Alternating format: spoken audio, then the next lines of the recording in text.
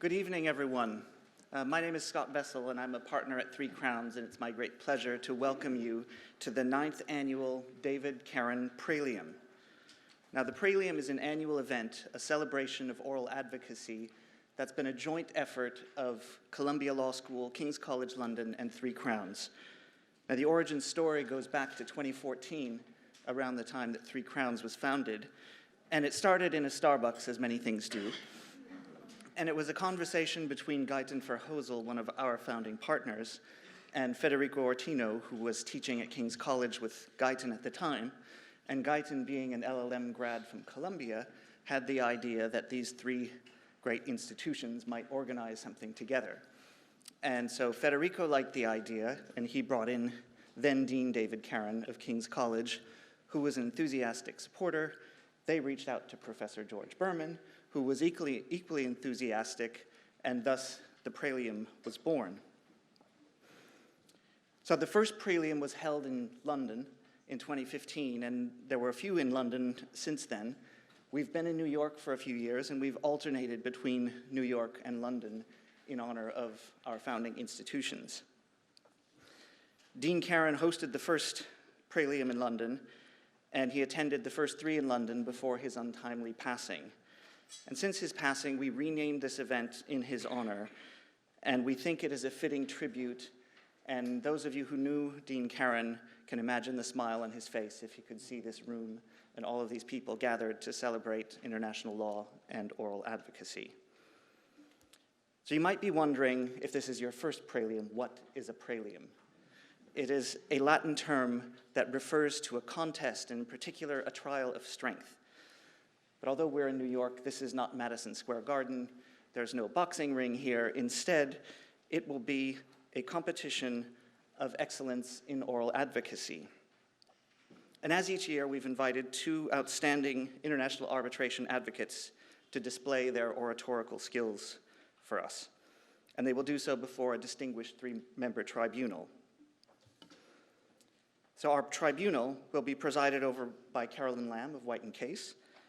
And on her left, we have Judge Charles Brower, who we've had the privilege of having on the tribunal at the Praelium for the last 5 years. And finally, on her right, we have Professor George Bermann, who I believe is the only person who's been at every Praelium since the beginning. So it wouldn't be a Praelium without Professor Bermann. Now, our advocates to my right, we have Caline Mouawad of Chaffetz Lindsay, who will be advocating on behalf of the respondent state. And on behalf of the investor, we will be hearing from Elliot Friedman of Freshfields. Now, before I hand the floor to the tribunal, a brief description of the case study. Now, I'm sure you've all studied it carefully in the brochure you have in front of you, but just to refresh your recollection, the claimant in the arbitration is Soprano Waste Management, a company based in the Republic of Gandolfini. The respondent is the Republic of Falco. Now, prior to the dispute, Soprano held a waste management concession in the city of Carmela, the largest municipality in the Republic of Falco. Now, the city terminated the concession agreement following a change of government in Falco and amidst allegations of corruption against Soprano. Soprano submitted a request for arbitration to the ICC and under the ICC rules, alleging various breaches of the bilateral investment treaty between Falco and Gandolfini. Now, Falco has objected to the tribunal's jurisdiction on two grounds. First, that the BIT did not specify any rules of arbitration, and thus there is no valid agreement to arbitrate. And second, Falco alleges that the concession agreement was procured by corruption, and therefore the claimant did not make an investment in accordance with the laws of Falco. Falco has submitted two applications to the tribunal that will be argued before us today. First, Falco is seeking a stay of arbitration on the basis that its jurisdictional objection can only be heard in New York court. Second, Falco has asked the tribunal to bifurcate the arbitration proceeding to consider the jurisdictional objection separately from the merits. So with that, I'm pleased to welcome you and to hand over the floor to our president, Carolyn Lamm.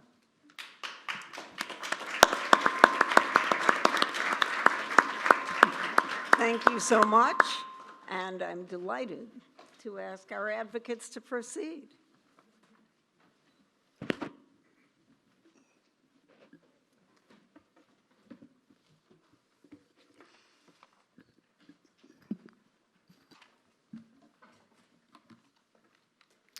Madam Chair, members of the tribunal, good evening.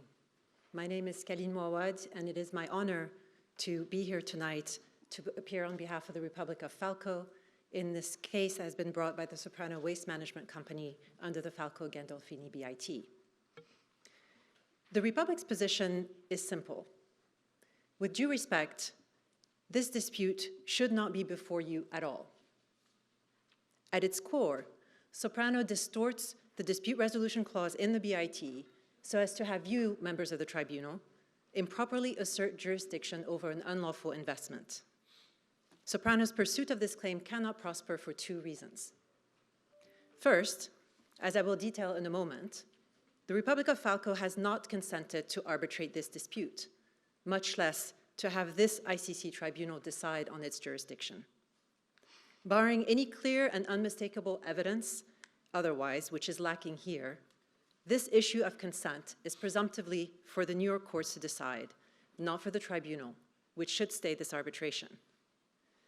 This outcome is all the more imperative when a serious illegality taints the making of Soprano's investment and strikes at the heart of the Republic's consent to arbitrate only disputes involving lawful investments. Second, if the tribunal were nonetheless minded to proceed with the arbitration, wrongly in the Republic's respectful submission, then it should bifurcate the question of the legality of Soprano's investment since it impacts the tribunal's jurisdiction. The Republic is confident that the tribunal will see that Soprano's investment was not made in accordance with Falconian law and does not merit the protections of the BIT. Counsel, I have a question. Your position is that there's not, quote, clear and unmistakable evidence that the parties intended to delegate the issue of jurisdiction to the arbitrators. How much more clear and unmistakable evidence do you need than Article 6 of the same treaty, which says if any party raises one or more pleas concerning the existence, validity, or scope of the arbitration agreement, the arbitration shall proceed, and any question of jurisdiction shall be decided directly by the arbitral tribunal. How much more than that do you want to sustain? If I may, Judge Brower, Yep. if I may just finish setting up how we've organized the argument, and I'm going to go straight to the heart of that question because I couldn't agree more. That is the heart of the issue. All I wanted to say is Mr. Friedman and I have agreed to organize our arguments as follows.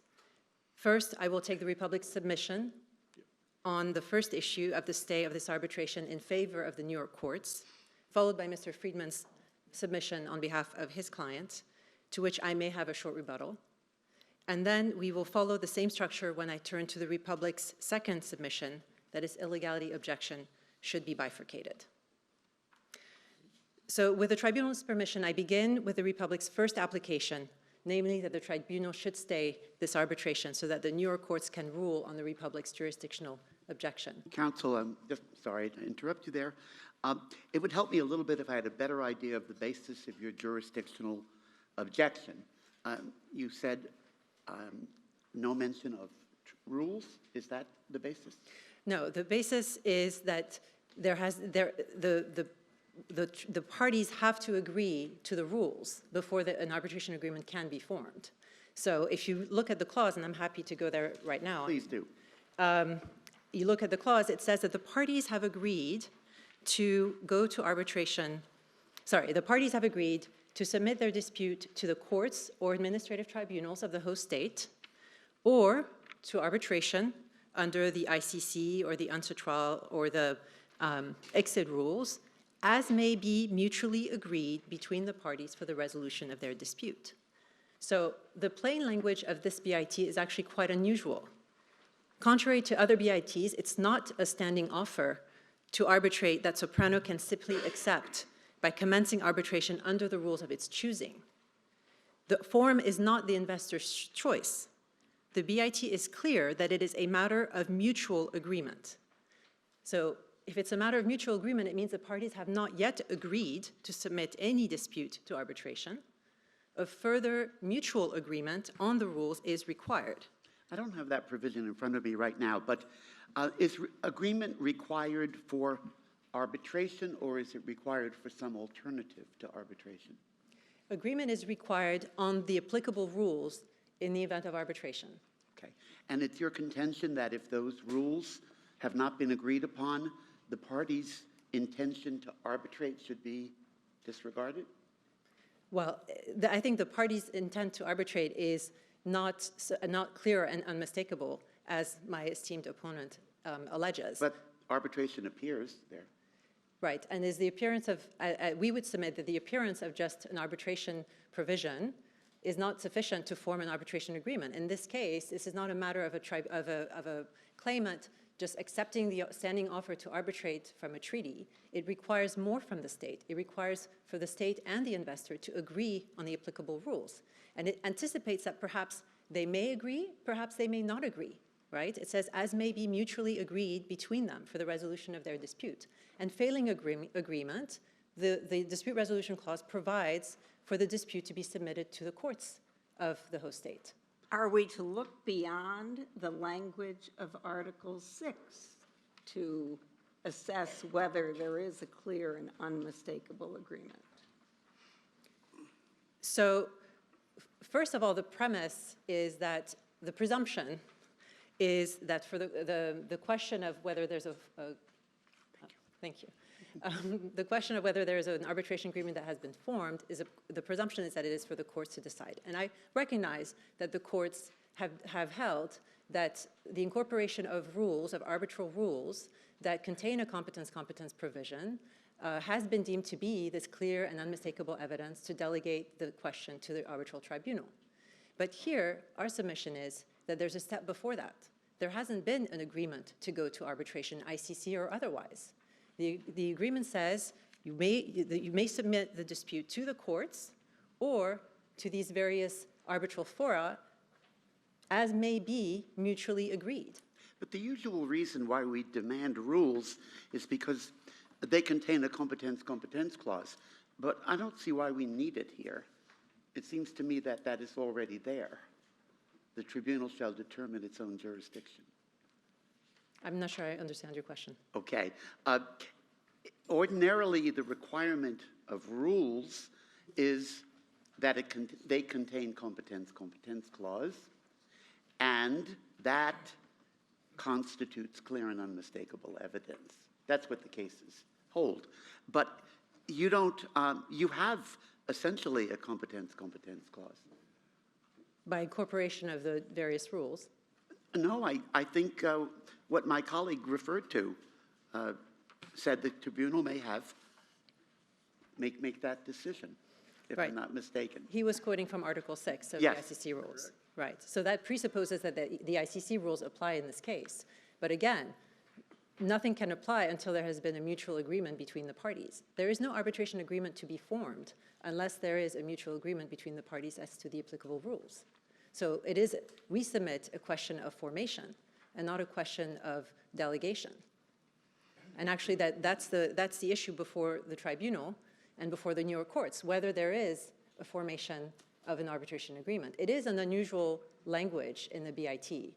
Typically we'll see it says at the investor's choice. But in this case, it doesn't say that. And that's a deliberate choice. And if we were to agree that, in fact, there was a choice of ICC rules, do you think under the ICC rules there is a delegation to the tribunal only? So if I may, there are two things baked into your question. First is whether going to the ICC rules, as an ICC tribunal, whether you should be deciding this issue. I would submit that, in fact, there hasn't been any kind of delegation to this ICC tribunal because we actually don't know which forum this claim should be brought under, there has not been a mutual agreement by the parties. And so there is no clear and unmistakable evidence that this ICC tribunal, sitting here tonight, and not some other tribunal constituted under other rules, should be the one deciding this question, which is precisely why it should remain with the courts. Excuse me, Counsel, it seems to me when you take Article 6 and Article 7 together, even when there is an issue as to whether or not there is an arbitration agreement concerning under Article 6, concerning the existence, validity, or scope of the arbitration agreement, and the test of where that would be heard depends upon there being clear and unmistakable evidence that the parties intended to delegate such issues to an arbitrator. How much do you need besides the phrase in Article 6 that the parties have agreed to have this issue? What do you need? Does it have to be signed in blood or have a wax seal on it to prove itself to be clear and unmistakable? I guess with respect, I would challenge the underlying assumption that's baked in the question, which is that the ICC rules apply. That preliminary question of which arbitral institution rules apply is subject to the mutual agreement of the parties, of which here there is none. So that would be my first question, my first answer. The second, which actually goes to Madam Chair's question about the language in Article 6, it doesn't exclusively delegate this responsibility of deciding on jurisdiction to the tribunal. It doesn't withdraw that from the courts. And so we would submit that just because the arbitral tribunal may be so empowered, it does not mean that the courts are, by definition, then deprived of the authority to do the same.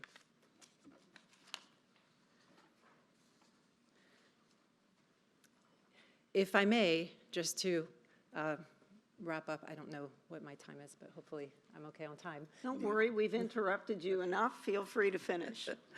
Thank you. And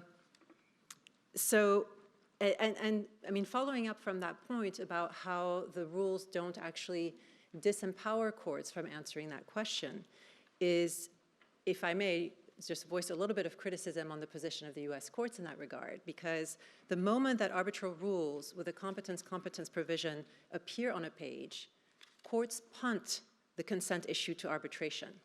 And a party arguing that it did not consent to arbitration in the first place is then bound by the decision of the very tribunal whose authority it challenges. And all of this is essentially without judicial oversight. The courts do not examine the question because it's supposedly delegated to the tribunal, and then on review of an award in a set-aside context, US courts, unlike their European counterparts, defer to the tribunal's jurisdictional findings.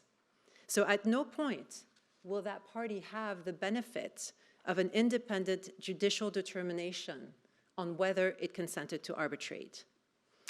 As a well-respected scholar and professor who may or may not be sitting to my left phrased it, quote, "That is too drastic a result to follow from the mere presence of a standard competence provision only found in the rules of procedure referenced in an agreement to arbitrate."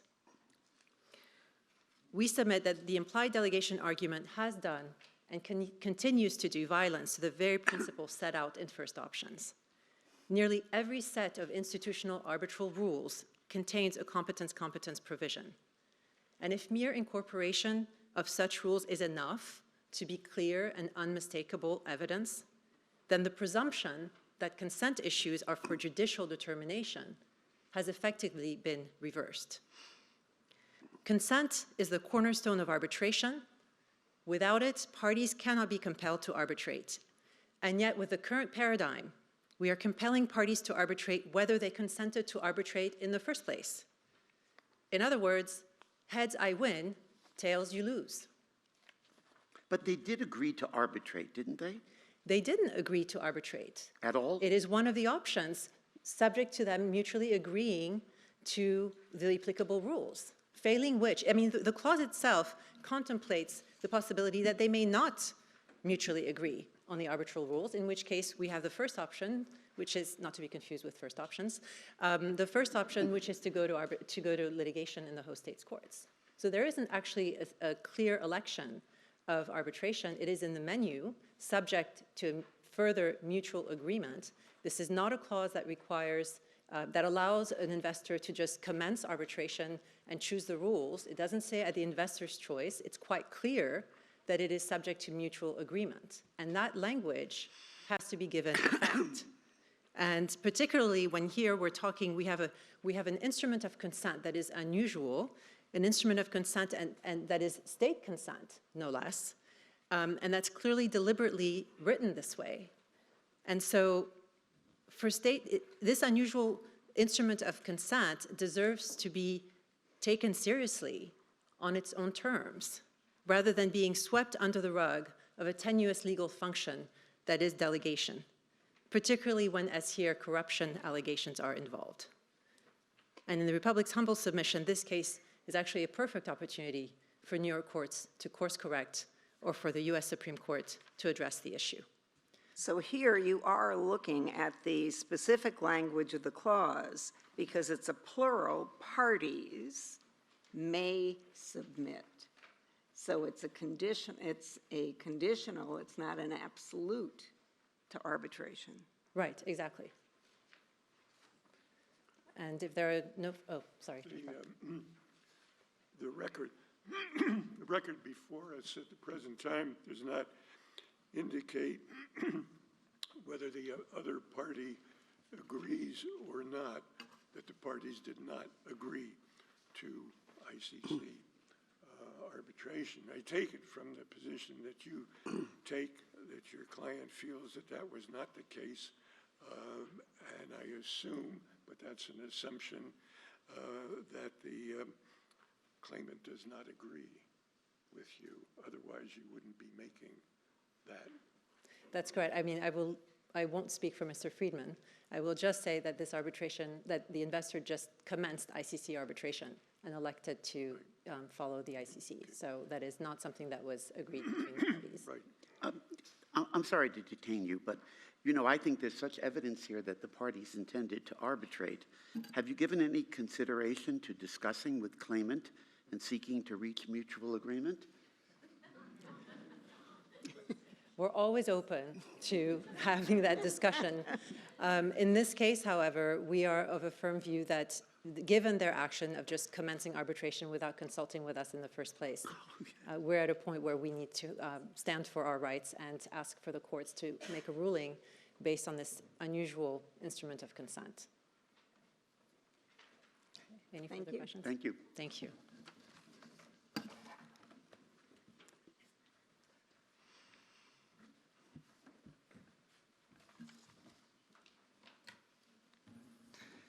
Good evening, members of the tribunal. It's an honour to appear before you on behalf of the claimant, Soprano Waste Management. You have two applications from the sovereign state of Falco before you, and they share a common theme. That theme is delay. Falco has engaged in a political act that violates virtually every provision of the treaty, and rather than answer to you for that conduct, Falco wants to impede the discharge of your mandate. But Falco and Gandolfini entered into their bet to protect investors like Soprano and to give those investors an independent forum to seek compensation for unlawful conduct. This is that forum. You are the decision makers that must decide this case. No part of your function should be devolved to the New York courts, and no part of this case should be bifurcated. Doing so will only lead to delay, which is exactly what Falco is playing for. I begin with the question of the stay, whether you should stay this arbitration to allow the New York courts to rule on Falco's objection to jurisdiction. You should not do so. And here I have 3 points which all lead to the conclusion that you have the exclusive jurisdiction to resolve objections to your jurisdiction. So there's no reason and indeed no right to yield that responsibility to the New York courts. Point 1, and our starting point. What you have before you is a question of procedural arbitrability, not substantive arbitrability. And a lot of the submissions you've just heard from Falco are bound up in the question of whether what we are dealing with is an issue of consent, a point of substantive arbitrability, or procedural arbitrability. That construct, as you know, comes from first options, and it sets out the presumptions and whether we can displace them or not through the adoption of certain arbitral rules. Now, on a quick read, and I think Madam Chair just came to this point, Article 7 of the treaty appears to suggest that the parties must choose between litigation in domestic courts or international arbitration. And we heard from counsel from Falco that this means that we are dealing with a question of consent, a question of substantive arbitrability, because apparently there isn't an agreement to arbitrate at all. And there won't be until Falco subsequently agrees to it. But that can't be correct. If it were true, and if the choice between these options really needed to be made consensually, then Falco could breach the treaty in extreme ways and then just block every dispute resolution option open in the treaty. We could offer to have our dispute resolved in the Falco courts. Falco could say no. We could offer to have our dispute resolved in arbitration. Falco could say no again. That would leave us with a pathological clause. It would leave us with no way to pursue the rights that we have under the treaty. But that's not how this clause operates, and the Second Circuit told us so in the recent Exxon versus TIG decision. The Second Circuit interpreted clauses like this, clauses that use the words parties, as providing either party with the unilateral option of initiating arbitration. And that reading makes perfect sense in the context of this treaty. If the use of the word parties meant that mutual agreement was required to access any of the fora in Article 7, then one party could block access to every forum just by refusing consent. That cannot be the intent here. And while in this New York-seated arbitration we apply New York rules of contract interpretation, the same conclusion would be true under the Vienna Convention, under its good faith and object and purpose principles. We know that Falco and Gandolfini entered into this investment treaty to protect investors and to give them a forum to resolve their disputes. It could not have been their intention to permit one party to stymie arbitration, to stymie dispute resolution by withholding consent to a forum.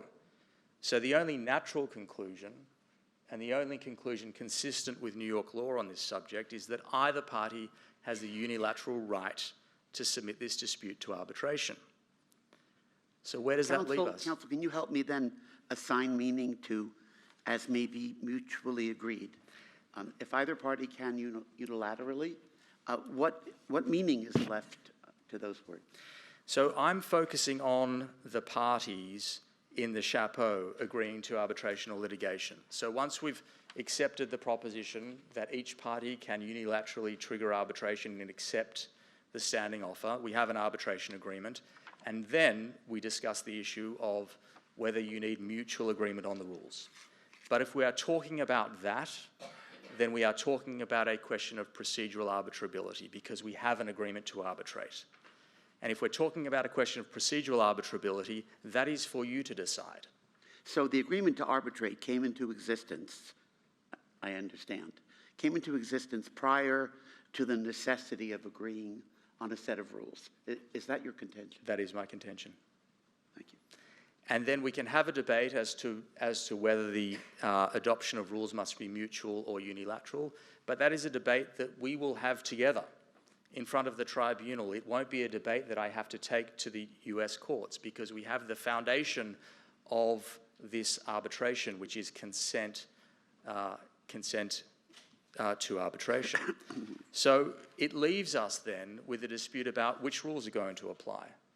And there, under Howsam, Wiley, BG and their progeny, we know that that is a procedural arbitrability question because we're talking about the modalities of the arbitration, the rules that are going to govern an obviously existing arbitration agreement. And therefore, it is for you and not the courts to resolve. So that was my point one. But if only one party selects which rules, then is there a clear and unmistakable delegation under those rules, just because of the language of Article 6, that it's for the tribunal and not the courts? There is, because we have 4 sets of available rules here. And every single one of those sets of available rules has the equivalent of Article 6 of the ICC rules in it, which is the clear delegation. So if you're looking for clear and unmistakable evidence of Falco's intent to submit questions of arbitrability to you, we have it 4 times over, because every single possible option under this treaty leads to the same conclusion, which is the adoption of rules that give you the ability to rule on your own jurisdiction, the adoption of rules which have competence provisions in them. So I guess you've been asked, or your colleague has been asked before this, apart from the fact that mutually agreed is not good English, because agreed is mutual, is there an implication if there was mutual disagreement, that where do you wind up? The real question is, what is basically you're reading out of mutually agreed between them, any meaning whatsoever? I'm not yet reading that out. I might, when we hear this jurisdictional objection, be reading them out. But for now, my only point is a much narrower and simpler one, which is you have the ability, you have the jurisdiction to determine that debate, as opposed to the New York, to staying what's before you and then pushing this into the New York courts. I understand. You want to take the risk? No, thank you. So your view then would be that under Article 6, the delegation to directly decide doesn't preclude a New York court from later reassessing the jurisdictional determination that we would make. A New York court, because this is a New York seated arbitration, the New York court will have jurisdiction in a vacator or enforcement action to consider that question. The difficult question, which thankfully is not before us, is what standard of review the New York court will apply to your determination on jurisdiction. The current status of the law is deferential. Some on this panel and some speaking to this panel might disagree with that position, but that is the current status of New York law. They will have another look at this, but it will be in a very deferential stature. Right, but we do have an obligation to be mindful of our obligation to make sure we've got an enforceable award. That is right. Yes, I agree. And we will have a debate about that when we get to the merits of the jurisdictional question, but for now I think it's clear that you have the power to rule on your own jurisdiction. So I think I'll address one other point, which we heard at the very end of Falco's submission, which is that the nature of its jurisdictional challenge, it is bringing a challenge that implicates illegality arguments, undercuts the clear and unmistakable evidence of delegation here, the argument being that Falco only agreed to arbitrate disputes concerning legal investments and not disputes concerning illegal investments. But that's not really an argument that goes to whether an agreement to arbitrate exists. The arbitration agreement exists when we accepted the standing offer to arbitrate. That happened. Falco's argument is instead about whether the agreement to arbitrate covers this particular type of dispute where an allegation of illegality is made. That is, again, an issue of procedural arbitrability, which is for you to decide. And even if it is an issue of substantive arbitrability, it's also for you to decide because of the delegation provision in the ICC rules and in every other set of rules you have before you. So that concludes Soprano's submission on the question of the stay.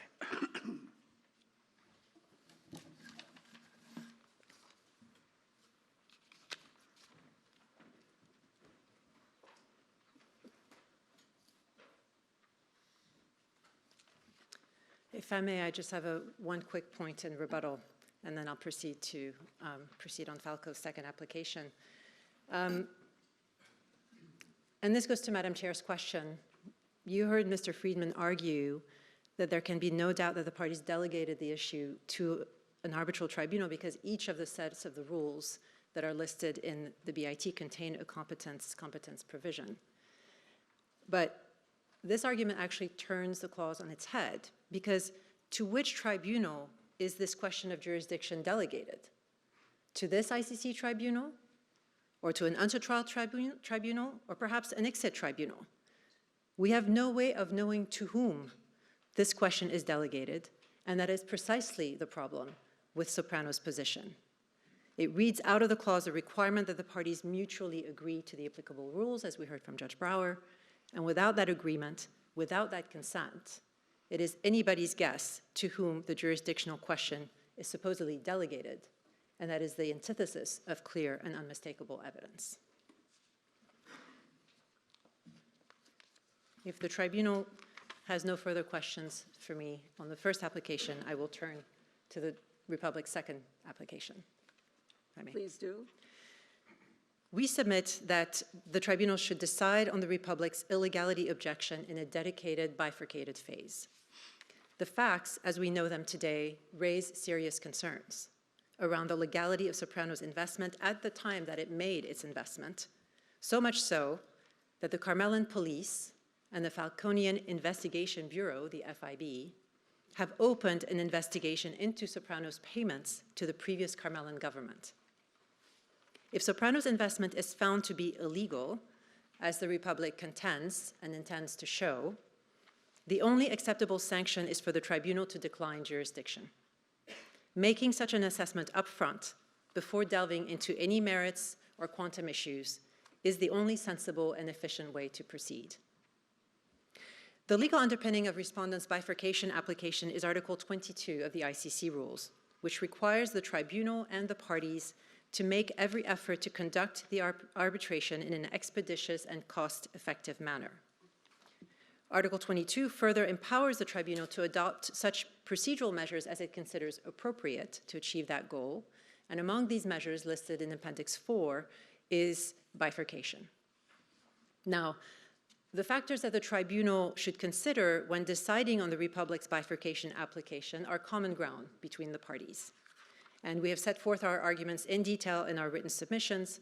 So in the interest of time, Mr. Friedman and I have decided to focus our oral submissions on what we deem to be the three key factors, namely, 1, the seriousness of the issues for bifurcation and the likelihood of success; 2, the feasibility of separating the issues for bifurcation from the other issues in the arbitration; and 3, the efficiency and cost effectiveness of bifurcation.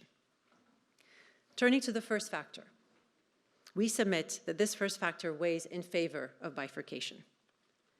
The seriousness of the issue to be bifurcated cannot be disputed, as it involves the tribunal's very jurisdiction over this case. The issue also concerns matters of international importance. The fight against corruption and fraud is a matter of transnational public policy. Respondent is also likely to succeed on its objection that the tribunal does not have jurisdiction over Soprano's claims because Soprano does not have a protected investment within the meaning of the BIT.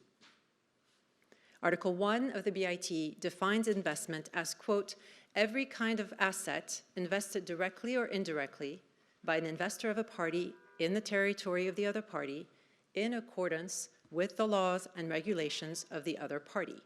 So in your view, that legality requirement makes this a jurisdictional question. How would you look at it as an admissibility question?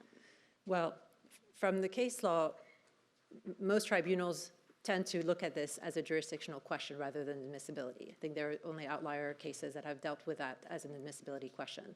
So the question is it a jurisdictional issue or a merits issue? We would submit. And in this case, because it's in the very definition of investment, and that capitalized term, defined term appears throughout the BIT, including the dispute resolution clause, then we submit that it is a jurisdictional question that must be satisfied up front. And it is an express legality requirement as opposed to an implied one, but even so, the result is the same.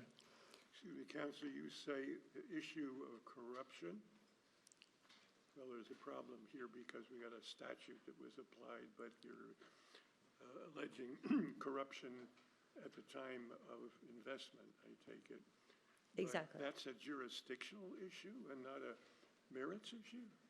Yes, because it's in the making of the investment. And the tribunals have been clear on that, that when the illegality arises in the making of the investment, then the consequence of declining treaty protection is warranted. I understand that, but the evidence that goes on in so many cases for and against the allegation of corruption can take an awful lot of time. And you've got another issue on jurisdiction, which promises to be resolved wherever it's resolved pretty quickly, given the points that have been made. Well, thankfully, the corruption evidence in this case is quite thin, in the sense of there's one main issue, and it relates to the payment of the payments of the initial concession application fee, and then subsequent payments that Soprano made to maintain the license that were not required. So the extra $300,000 is regarded as corruption? No, so we would submit, so perhaps I can just recount the facts just that we can follow the discussion. The Soprano paid $1.3 million instead of the $1.1 million required to apply for the concession. Yeah, I know. And subsequently made annual payments of $1.3 million every year for 7 years that it held the license, even though that was not required. And we submit that the only reason why Soprano would be making such a large payment year after year, even though it's not required to do so, is because it was part of a deal that it struck at the outset in order to acquire the concession. Do you have any evidence of that? We are in the process of gathering evidence as the criminal investigation is ongoing. And when we will be in a position to share that confidential information with the tribunal, we intend to do so. So this may well turn into one of these Spentex v. Uzbekistan type cases of connect the dots. We think, well, at this point, I can't speak to the evidence that we are in the process of gathering, but we do believe that there will be evidence there that you can connect the dots and show that that was the deal from the outset, and that explains why such large payments were made for 7 years. But if there's a chance of getting rid of jurisdiction on this initial issue, number one, first answer, why not deal? Well, your point is, why not deal with that, which looks like it'd be a pretty quick decision, given the terms of it, and you don't even know at this point what your evidence is going to be on corruption. And I can tell you from some experience, and I'm sure you had the same, it can take a long time to get all the facts on that issue. I mean, our submission is that there is enough there that justifies dealing with this question first, because ultimately, if there is a finding of corruption or illegality, it's outcome determinative. I understand that. And we would submit that this is the case even if the tribunal were to adopt the proportionality-based test to illegality, which we see in Kim versus Uzbekistan, a tribunal that Professor Caron chaired. In that three-part inquiry, first looks at the importance of the law that has been breached, and here we submit that the integrity of the concession bidding process is at stake. It is critical to a properly functioning local government that its bidding process is conducted lawfully and properly, especially in a public service space like waste management, which is known to have ties to organized crime. The Kim versus Uzbekistan test also then looks at the gravity or seriousness of the alleged breach, and that's assessed in context. And here Soprano is a very sophisticated party with dozens of lawyers and multiple stellar teams, legal teams on retainer. Soprano knew what the bidding process required, knew what the concession agreement required, and did not require. And on its face, it did not require an annual payment to the city of Carmela. So how did Soprano make this, not just the initial overpayment, but then this annual payment of $1.3 million year after year? This was not an oversight or administrative error. Someone within the Soprano organization knew or should have known that these payments were being made. And we submit that Soprano's actions were deliberate and well-informed, highlighting the gravity of Soprano's breach. And then per the last prong of the proportionality test, it is clear that there's a significant interest of the Republic of Falco that has been compromised here, such that declining jurisdiction is a proportionate consequence. When a sophisticated investor like Soprano, chooses to overpay significantly and annually for a concession in an industry known for its corrupt practices, that investor chooses to place itself outside the framework of legality and thus outside the scope of the BIT. But again, the tribunal does not need to reach a decision on the merits of the Republic's objection today. It only needs to recognize that irrespective of the applicable standard, that objection is likely to succeed. Second, the question of the legality of Soprano's investment is one that can be and should be separated from the other issues in this case. It is a limited issue that is jurisdictional in nature and sufficiently distinct from the other issues, such as merits and quantum. These issues of merits and quantum have no bearing whatsoever on whether the tribunal has jurisdiction over this dispute. Put differently, the tribunal can address the preliminary issue of its jurisdiction and legality of Soprano's investment without having to resolve these other complex legal and factual issues. Now, Counsel, do you see no intertwining on the factual level? I was about to get to that. Thank you, Professor Bermann. That this is what you will hear from Mr. Friedman, that this inquiry is fact-intensive and is intertwined with the merits. But this is nothing more than the typical refrain of a claimant hoping to bundle the issues so as not to shine a light solely on how it made its investment. The preliminary issue is a narrow question. Did Soprano make its investment in accordance with Falconian law? The relevant facts concern the bidding process, the circumstances under which Soprano made its investment, and the ongoing payments that occurred once per year and are not in dispute. The preliminary issue has nothing to do with the rest of the merits and quantum issues in this case, whether it's politics, the racketeering law, the termination of the concession agreement, or any of the Republic's defenses on liability and damages. All of these issues can be and should be tabled for now. Third and finally, bifurcating the jurisdictional objection is the most efficient way to proceed. As I said, it is a limited phase set to answer a limited question that is outcome determinative. If Soprano's investment is in fact tainted by corruption or some other form of illegality, it is not protected by the BIT, and the tribunal has no jurisdiction to hear the claim. It puts an end to the arbitration without having to spend the parties' or the tribunal's resources on the entirety of the claim. By definition, an outright dismissal of the claim is more efficient than a dismissal after it has been fully litigated. But we submit that even if Soprano were to prevail on this preliminary issue, it is still more efficient and cost-effective to bifurcate the question of legality of the investment. It would streamline the issues left to be decided, and to Soprano's benefit, in fact. If Soprano's investment is found to be legal, then it is through that prism that the tribunal will assess the termination of the concession, the criminal proceedings, and ultimately the valuation of Soprano's investment. And with that, I close the Republic's opening submission on the second application, unless the Thank you tribunal... very much. I have one small follow-up question since you raised Kim. I struggle with the thought that in Kim, a $34 million payment up front was not sufficiently proportional to obtain a dismissal. And that takes me back to Judge Brower's question of why would $200,000 at the outset and even up to $7 million be sufficient? Even if we found all of those things happened because they were paying somebody off for the concession? That is certainly how other tribunals have the conclusion that other tribunals have reached, yes. I agree with the majority of tribunals. I disagree with Kim. Well, but that will be an issue for you to decide when we bifurcate the issue. Thank you.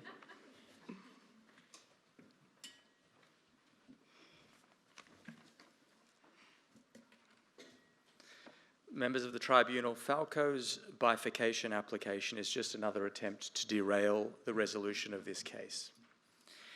If they can't slow us down by taking us on a detour through the Southern District, the Second Circuit, and then the US Supreme Court, then maybe they can slow us down with a bifurcation application. I'll go through the elements addressed by Falco just now, but the key point is this. Bifurcation would be deeply inefficient because the issue sought to be bifurcated, the legality of Soprano's investment, is also central to Falco's merits defence. Falco has presented 3 factors. I will go through each of them briefly. The first is whether Falco is likely to succeed on this jurisdictional challenge. The answer is no, so bifurcation would lead only to delay. Now, Falco's allegation is that Soprano, and I quote, obtained the concession by corrupt means. But Falco, as the tribunal has recognised, has put forward no evidence to substantiate that claim. Falco's only complaint is that Soprano paid more than was required for the concession, but Falco has not produced any evidence to suggest that the excess payments were anything more than misinterpretation of Soprano's obligations. Mistake does not equal corruption, and mistake is all that's alleged. It's not disputed that the formula for calculating the price my client had to pay is complex. It is also not disputed that the city of Carmela, a government entity, accepted the payments, which means that these payments were deposited into the public coffers. This is not a case of an investor furtively lining the pockets of a low-ranking official. What we have here is a mistaken payment made transparently and which then enters the public finances year after year. Now, we heard that there is not yet any evidence of corruption. How do we know those facts? It was paid to the city of Carmela, which is a public authority. And we heard that perhaps it's too soon for Falco to produce any actual facts of corruption. Maybe those facts will come later. But recall, members of the tribunal, that Falco is a sovereign state. This alleged corruption occurred within Falco's territory, and the alleged corruption implicated a public authority. And perhaps even more importantly, recall that the Carmelan police and the Falco's investigative bureau have been investigating these events for over a year. Yet they've presented not one piece of evidence to substantiate their corruption claim. Falco has access to the full weight of its police powers, and it has used the full weight of its police powers to investigate Soprano. But there's nothing to show for it. No evidence, just speculation. That's not nearly enough, and it's certainly no reason to introduce substantial delay into this arbitration by bifurcating. Now, you would not be alone in this conclusion if you were to reach it. You would be in the company, as we've discussed already, of the late Professor Caron, who looms so large over this arbitration. He presided over the Kim versus Uzbekistan tribunal, which is very familiar. The Caron tribunal concluded, and I quote, that even if there was some overpayment, and there we were talking about a much greater overpayment, even if there was some overpayment, the mere fact of such overpayment would not in and of itself establish that the overpayment should be regarded as a bribe. In that case, the respondent established that the claimant had made overpayments in a vast amount, but the respondent could not show that there was any improper advantage or quid pro quo resulting from those payments. And the same is true here. The only fact underpinning the corruption allegation is overpayment, but there's no indication that those overpayments were anything more than human error. Another example is the decision on bifurcation in Glencore versus Bolivia. In Glencore, like here, the sovereign argued that the acquisition of the investment was illegal. The tribunal refused to bifurcate jurisdiction from the merits, noting, and I quote, "The tribunal has doubts as to whether a mere assertion of unlawful conduct could be enough to raise the objection above the requisite threshold." Here, Falco has done just that. It has made a mere assertion of unlawful conduct. It has given you no evidence to support that assertion, despite having expropriated Soprano's investment and investigated Soprano for over a year. So Falco's application fails at the first of the 3 hurdles. It cannot prevail in its corruption allegation, and so bifurcation would only cause delay. The second factor is even more powerful reason not to bifurcate. It's that Falco's allegations of corruption, as has been recognised by the tribunal, are inextricably intertwined with the merits of the arbitration. So if you bifurcated, you'd be hearing this so-called corruption evidence twice in two different contexts. As a reminder, we allege that Falco violated the treaty when it terminated our concession, occupied our facilities, and evicted our personnel. Falco publicly justified these actions by claiming that our concession was obtained by corrupt means. Falco will likely defend the merits of its expropriation using the same arguments. In other words, the alleged corruption that Falco is raising to challenge your jurisdiction is the very same alleged corruption that Falco will use to defend the merits of this case. Falco is asking for two bites at the apple: the opportunity to make corruption allegations in a jurisdictional phase, and then if it loses, to make them again in a merits phase. They will keep trying to get out, but we will keep pulling them back in. I don't want to, oh, sorry, go ahead. I don't want to get too further into the merits, but the termination in this case seems to have been dictated by the legislation that has been adopted. So why are we to assume that it was due to corruption? Why are we to assume that corruption was the issue in this case when the termination was based on a statute? I think corruption has to be Falco's only defence here. And I raise the same question. I mean, we have a naked taking by legislation. And if Falco is going to defend that taking, it is going to rely on corruption allegations, which we've already heard from them in the press, and which is the foundation of this bifurcation application. So that appears to be Falco's only defence, if I've answered your question. Yes, you have. Yes, but this is obviously a New York Convention case, and the New York courts will ultimately get a second bite at the apple on corruption. And if we were to overlook corruption, we don't want to be something like the much criticized Bellicon Tribunal that overlooked the money laundering and fraud and end up in front of a New York court saying, what was wrong with those guys? I couldn't agree with you more. We want to ensure that your award is insulated against the risk of vacatur, which is why we should absolutely address these corruption allegations, shine a light on them, and reject them. The only question now is, when should we do that? And our submission is that should be done with the merits of the case. With the whole case, it should be a unitary, not a bifurcated proceeding, because we are talking about allegations that both go to jurisdiction and to the merits. The very same allegations go to both issues. So there's no efficiency in bifurcating. Pretty straightforward corruption allegation. You've got 7 payments of a set amount. You just need to see where they went. But I don't think that in itself establishes the corruption. We need to get to motive, we need to get to quid pro quo, we need to get to some sort of malintent, which is not going to appear on the facts, on the pure payment records. It will appear, if it exists, in our documents and in the government's documents that Falco has had access to for a year because it has been investigating us with the full weight of its police powers and has produced absolutely nothing to substantiate those claims.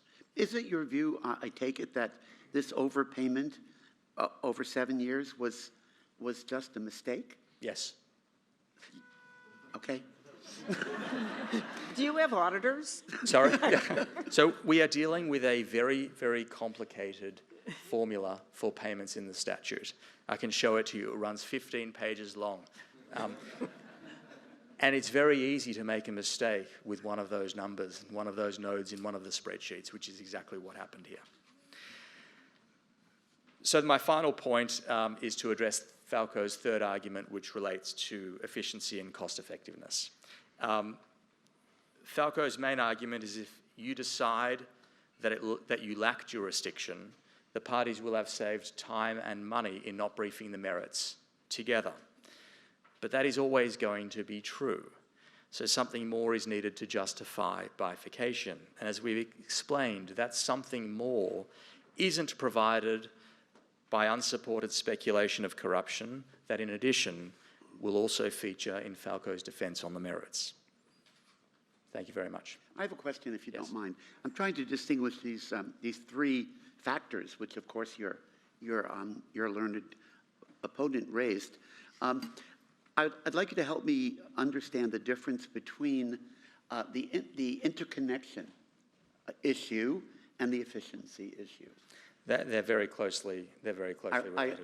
Can you elaborate? Because I think that would be of assistance. So these are factors that have been pleaded by my adversary. I'm adopting them as taken. But the interconnectedness issue goes to how much of your decision on jurisdiction is going to be relevant to questions of the merits, and how much evidence that are relevant to the merits is going to be addressed in the jurisdictional phase. Efficiency can relate to other things. It can relate to the time that it's going to take. It can relate to, are there other allegations that are going to come out in the merits that are not going to be present in jurisdiction, those kinds of issues. But I agree with you, sir, that they are very closely related. Thank you. Thank you. Thank you. Great job by both advocates. Thank you so much.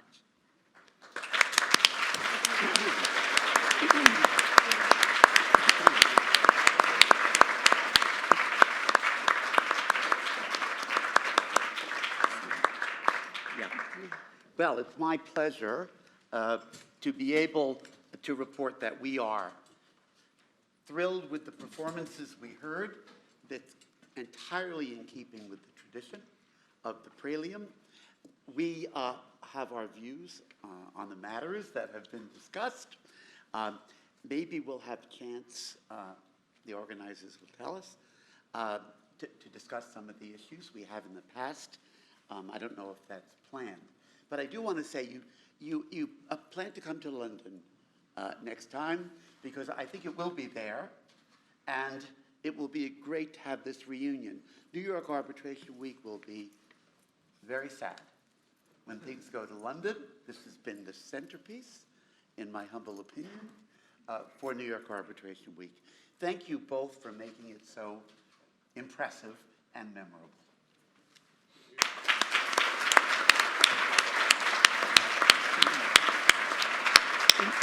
In the past, we have been able...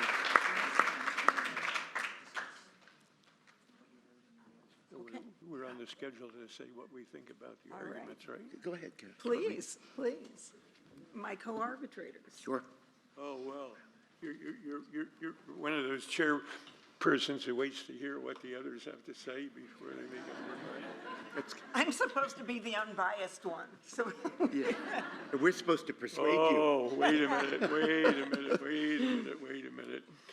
Well, I have to certainly compliment those who have acted out their assigned positions.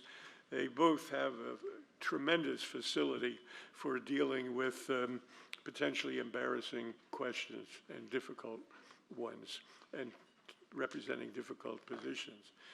As far as I'm concerned, look, if there's no arbitration at all, why do you ask it to be submitted to a court in New York to be decided whether there is jurisdiction or not? That's, I find, a rather interesting case. I'm inclined to think that the language of the bilateral investment treaty really leaves it with the tribunal to determine. There obviously, somebody has to decide this, and why shouldn't it be the tribunal? And the language was so clear, unless there is some, the language in Article 6, I think it was, which said, if there's any question about this, this will be decided by the tribunal. And I think that's, I don't know what more you can get than that to make it clear that the tribunal does it. It's an interesting question about bifurcation.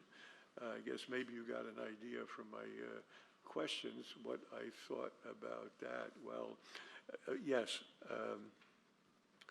corruption, except it's jurisdictional.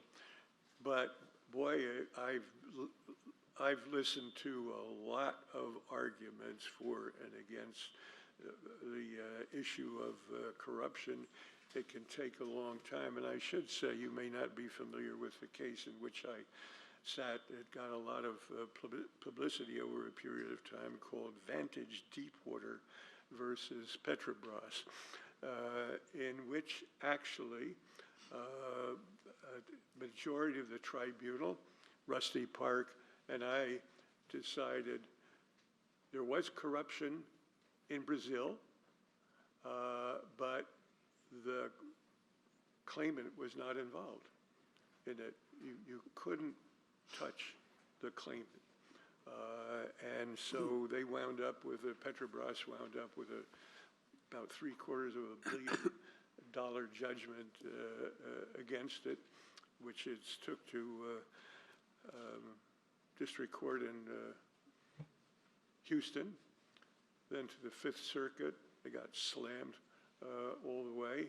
They asked for ad hoc. They couldn't get a single judge to agree to hearing the matter ad hoc. They went up to the Supreme Court on a writ of certiorari, and counsel for Vantage Deepwater said, we're not even going to respond to it. It's just totally weak. And it was dismissed. So it is, there can be a situation where there is corruption, but it's all on the government side and was not something for which the claimant was responsible. So I mean, I have some interesting memories of that case. So it does seem to me, as my question implied, jurisdiction in this case, as far as what the treaty provisions are concerned, is a pretty simple issue by comparison. And you'll just, as a matter of efficiency and fairness, the whole corruption issue is almost invariably is heard with, invariably in my experience, is heard as part of the merits of the case, even though if it's proven on the part of the claimant, then that'll be the end of the case. Those are my Thank you. my natural reactions from, and of course there's a lot we don't know about the cases as brought out by some of the questions, so we do the best we can. Yeah. Please. I have a word or two on both issues as well. I could be very brief on the first one, because I think Charles has it right.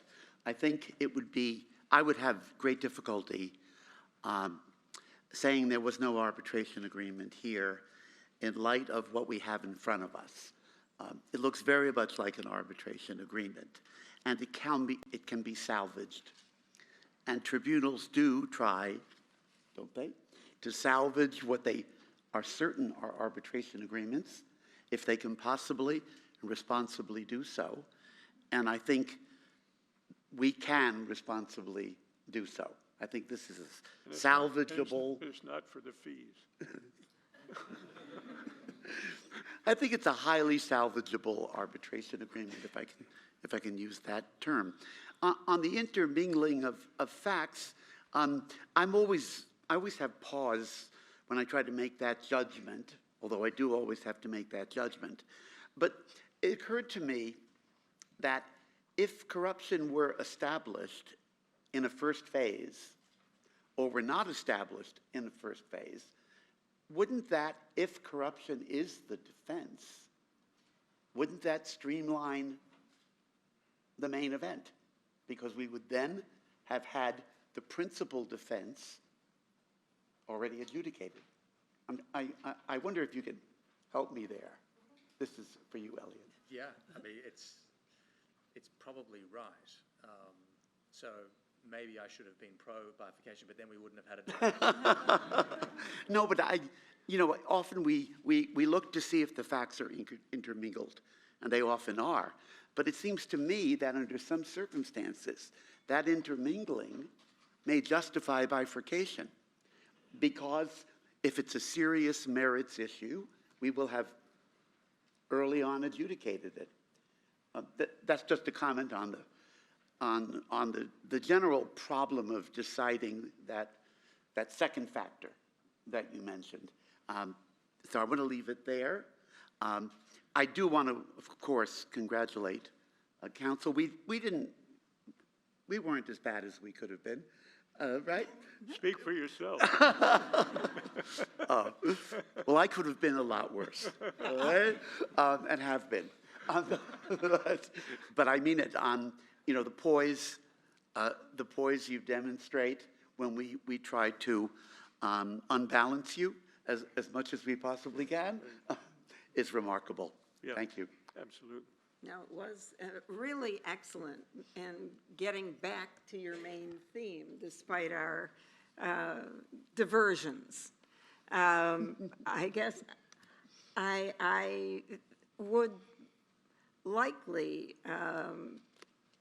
decide that this is, in fact, an agreement to arbitrate, even with the very fuzzy language.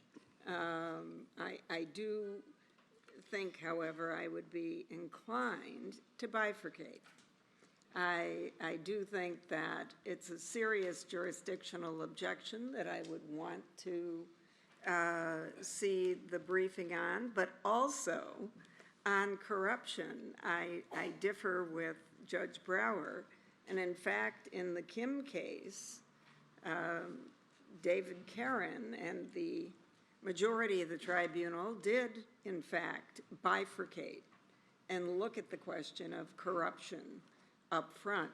They left, when they didn't dismiss, they did leave a little door open so that on the merits we could go back to corruption, but it was bifurcated, and I think I've had several where you do have serious corruption allegations where the tribunals were inclined to bifurcate if the allegations are serious. And they pled in the Kim case in the request for arbitration that there was a $34 million payment to get the cement facilities. Sounded serious to me, I guess, just not to the tribunal. I don't know. In any event, I also, you know, it is difficult on the exclusivity of the tribunal's decision, because obviously at the end of the day it's going to the courts, and the Second Circuit has, at least in one recent case, looked at the intent of the parties and really looked in that case. I know George and I disagree on this, but looked in this case, both at the language and at some contemporaneous letters and exchanges of the parties to discern whether or not it was fully given to the tribunal and not to the courts. And I want to compliment you, Caline.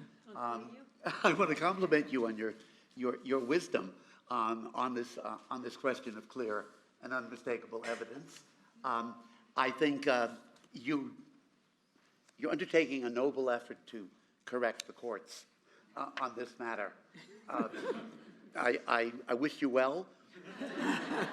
I wish the Supreme Court had granted certiorari in that case. Some of us have asked for cert to be granted a dozen times, it seems, and the court should have granted cert. This is a much more significant issue than many of the issues on which the court has granted cert in arbitration. So, unfortunately, all the circuits but one have spoken.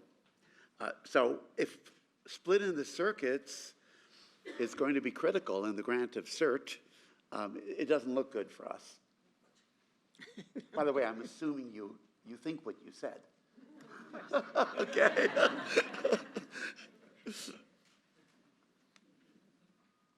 Good.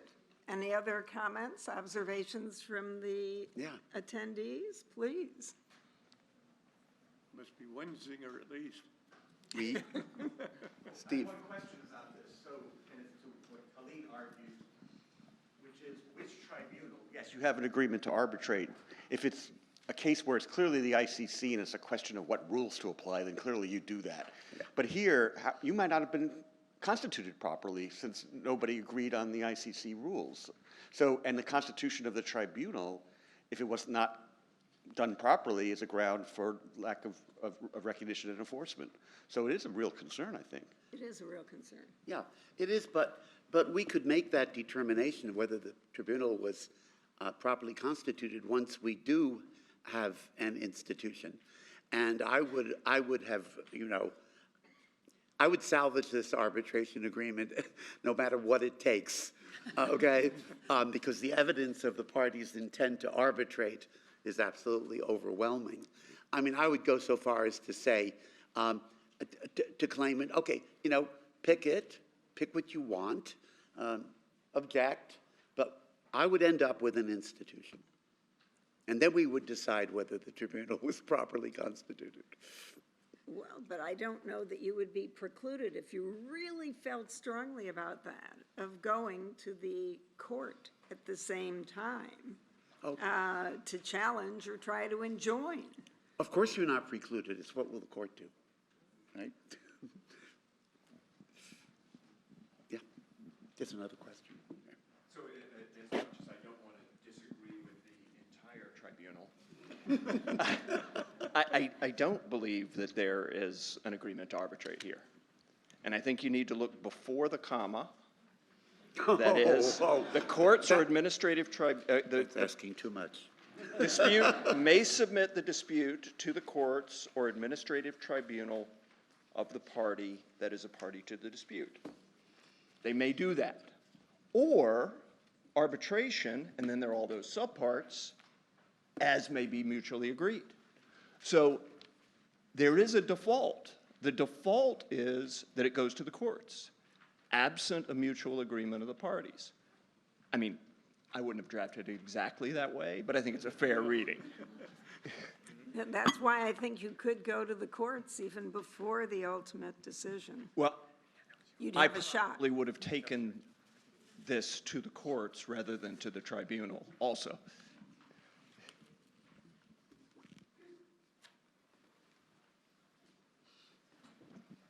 Thank you. I had a quick question. I was curious about your views on using effet utile to interpret this question. It didn't come up in the pleadings, but whether perhaps you had views on there's a way of interpreting this clause that would appear to deprive it of all effect if the respondent is able to block at each turn. So is this something that you think could be interesting both for the panel and the advocates? And thank you for your wonderful presentation. Well, I want to speak to that. I think that's an integral part of my thinking. And Elliot, you did invoke good faith. I was expecting it to be invoked earlier than it was, but I think that's what you're suggesting there. And tribunals aren't immune to thinking about what is and is not good faith. And so I do think a good faith, all due respect, I think a good faith interpretation of this agreement is that the parties agreed to arbitrate, even if it wasn't determined at the time they agreed to arbitrate what rules they would arbitrate under. I think that's what you tried to tell us. Yes. Okay. A quick question. Professor Bermann mentioned you would salvage the arbitration clause no matter what. We had a, glad to hear that, that's why we're here, right? And a few years ago, we had a real case where we represented a Chinese client, and they had a joint venture agreement with the US party, and the arbitration clause said it's going to be arbitrated at the WTO arbitral tribunal in Geneva. I could be wrong on the details, but the idea was that the point is that that tribunal didn't exist. And we ended up in the Chancery Court in Delaware, and after 2 years of pleading discovery, we settled out of the case. So all is fine now, but I was wondering, given your statement about salvaging no matter what, should we have tried harder to go to Geneva, maybe to an ICC somewhere, somebody in Geneva, and just say, maybe the tribunal will salvage it. Maybe we would have ended up better in arbitration. Thank you. Yeah, I don't want to be misunderstood. I don't think every arbitration, any ostensible arbitration agreement needs to be salvaged. I mean, I'm not that, so to speak, pro-arbitration, okay, that every arbitration agreement must be salvaged. But this one has, for me, the earmarks of an agreement that should be deemed an arbitration agreement. But I don't want, there is a point beyond which you can't salvage. I don't think this one was over the line, but there will be some that are. Well, yeah, this treaty will never come up. It's the usual devilish drafting that we're presented with, which is designed to pose new questions and test counsel and the tribunal. Nobody would for any other purpose, would draft one like that. Well, but the application was really to stay our proceeding. Yeah. To, in fact, let them go to the courts. Sure. And so our decision was, well, there's enough there that we don't need to stay it to let them Right. go to the courts. It's going to go somewhere, so. It's there going to must go be an agreement. sometime, and they can still go, we're going forward, and we can do a bifurcated look at this thing. Yeah. I'm very regretful that we couldn't get to the merits of this case. Right. That I really would have enjoyed that. There's stuff there. Well, if reading the whole record before us, I think if there was any corruption, it was on the part of the new government.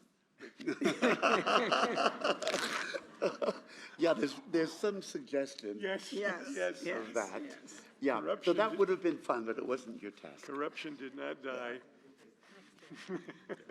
So, thank you very much. Okay. Yes, well, it remains for me to thank three groups of people. First, our brilliant advocates. Thank you for putting your heart and soul into it and showing your skills.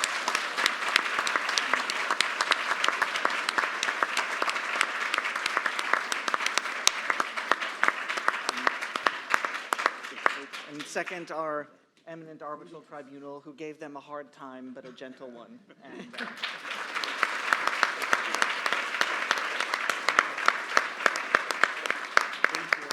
And finally, to our amazing team, Anish, Annie, and Karen, done an amazing job organizing the event, so thank you.